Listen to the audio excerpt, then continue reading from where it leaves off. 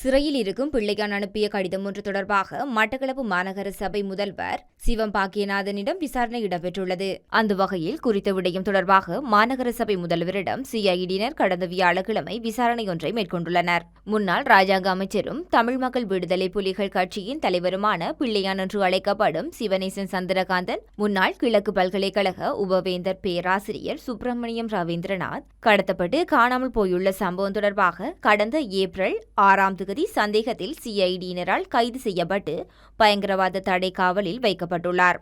இந்த நிலையில் கடந்த 30 பிள்ளையான் கிழக்கு மாகாண ஆளுநர் மற்றும் மட்டு மாநகர் முதல்வருக்கு மட்டக்களப்பு மாநகர சபை எல்லைக்குள் புதிதாக அமைக்கப்பட்ட நூலகத்தை மக்கள் பாவனைக்கு கையளிப்பது தொடர்பாக என தலைப்பிட்டு அதில் கையொப்பமிட்டு கடிதம் ஒன்றை கட்சி உறுப்பினர் அவர் மாநகர சபை முதல்வரிடம் ஒப்படைத்துள்ளார். பிள்ளையான் பயங்கரவாத தடை சட்டத்தின் கீழ் சிஐடியின் கீழ் இருக்கும் போது கடிதம் ஒன்று வெளிவந்ததுடன் அது முகநூலில் பிரசுரிக்கப்பட்ட நிலையில் சம்பவ தினமான சிஐடியினர் மாநகர சபைக்கு சென்று மாநகர சபை முதல்வரிடம் இந்த கடிதம் தொடர்பான விசாரணை ஒன்றை மேற்கொண்டு சென்றனர்.